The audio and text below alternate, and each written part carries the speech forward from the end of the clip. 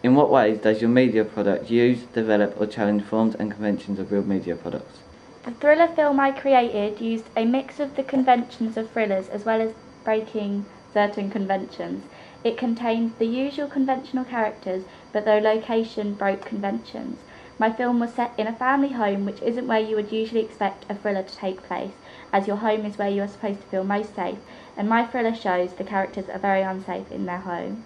This gets the audience interested in the film, as it is not an ordinary thriller and they know it will be very psychologically thrilling. I used creepy music throughout my film, as this is a common convention of thriller films, and it helps to create tension. It keeps the audience at the edge of their seats as they wonder what is going to happen next as the music gets faster and faster. I decided to use creepy music as when I did my audience research, this was something the audience had said they'd like to be included in a thriller film. My film ends with a scream which makes you worried for the character as you know something is wrong. A lot of other thriller films contain screaming, as this is a good way to show the character's feelings. How does your media product represent particular social groups? In my film, I used conventional characters, a young girl and a mysterious man. I made the victim a young girl, as this is a popular type of victim in a lot of thriller films. Her character is very stereotypical. She is represented to be very vulnerable and weak, as she is frightened by the intruder in our house.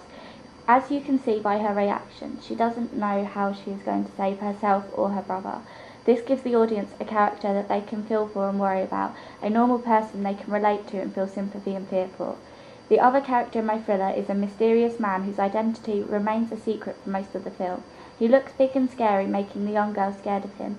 This represents girls as being weaker and more vulnerable than men, as the man is frightening the girl. The man is the more powerful character, which is stereotypical, as men are stereotyped as being stronger and more powerful than women. Therefore, in a way, my thriller represents these two different social groups, how they are stereotypically seen. What kind of media institution might distribute your media product and why? I have looked into different media institutions and the sort of films they have distributed before to see which ones distribute the most similar genre of film. Two media institutions I think might distribute my film are Warner Brothers and Columbia Pictures. Columbia Pictures has produced films such as The Grudge, Secret Window, The Forgotten and The Messengers. These are all thrillers or psychological thrillers like my film, so they would probably distribute my film. Warner Brothers had distributed films such as Inception, Final Destination and The Exorcist. These are all thriller horror films, similar to my film, which is a thriller. Therefore, Warner Brothers would probably distribute my film as they have distributed other similar films. Also, as Warner Brothers is a big company, they would be able to use synergy when marketing my film, as they own a wide range of different media platforms such as TV channels, radio, magazines, etc. They could advertise the film on all these different media platforms and reach a large number of people. This would get the film heard about. Who would be the audience for your media product? The target audience for my thriller film would be people of both genders aged 15 and above. As it is a thriller, it does not actually need to show any of the blood and gore, so I do not have to make my thriller an 18. This widens the audience of people in which I can aim my film at. Also, when I did my audience research, it was people aged 15 and above who said their favourite genre of film was thriller, so these would be the people who'd be watching my film. It follows a number of the popular conventions of other successful thrillers with the same target market, so I know this is the right market to target.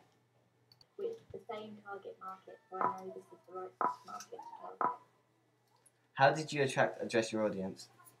I made sure to research what my target audience would like to see in a thriller film to ensure that my film attracted my audience.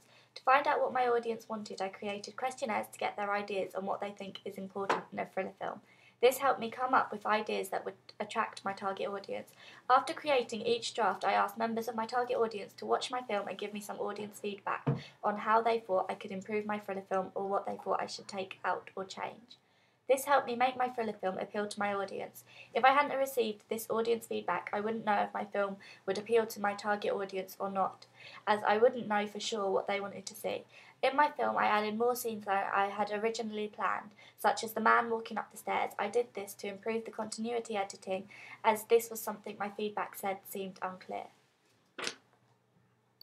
What have you learned about technologies from the process of constructing this product? While creating my film, I have had to learn how to use a number of different technologies, such as Final Cut Express. Final Cut Express is a software that is used for editing. I had to learn how to use this software in order to edit my film. It allowed me to do things such as cut and rearrange clips, add transitions, titles, voiceovers, and rearrange or add sound clips. When researching other similar products to mine, I used YouTube, which has a large number of videos on it. This allowed me to watch the openings of other thriller films and learn from what they have done to help me create my film. In order to film my film, I had to learn how to use the camera and about the different camera angles I could create using the camera. I learned when I should use different camera angles in order to make sure I was using the correct camera angles in my film. I also had to think about framing to ensure the camera only saw as much as I wanted it to see and didn't show too much unneeded space. Looking back at your preliminary task, what do you feel you have learned in the progression from it to the full product? From my preliminary task, I have learned a lot about how to produce my main task, as I had learned more about the different technologies in which I had to use and could use my feedback from my preliminary task to find out how I could make my main task better than my preliminary task had been. I could look at what hadn't gone particularly well and ensured that it didn't happen again in my main task. In my preliminary task, all my titles were stuck at the beginning and seemed quite long, so in my main task I put my titles over the action and separated them out more to make sure they were better than my titles in my preliminary task had been.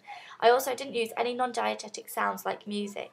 This meant that I couldn't create as good an atmosphere as what I could have done if I had added music that matched the feelings in the story. In my thriller film, I used creepy music to create tension, keeping the audience on the edge of their seats. I also learned more about conventions, which gave me ideas of what I should include in my thriller film and what it should be about. We also had a large number of lessons on filming and planning, which helped me create all the different planning documents such as shooting schedule, storyboard, script, etc., which helped me film my film efficiently. This helped me when I was filming, as if I hadn't have made all the planning documents we had learned about, then I would have been unorganised and probably ended up missing scenes out. Also, we learned about the different ways of filming and the importance of using the right camera shots, angles, movements, framing, etc. We also learned more of these, giving me a larger variety to choose from when making my film. I also learnt the importance of framing, so in this film I made sure I framed my shots well, only showing what I actually needed to show.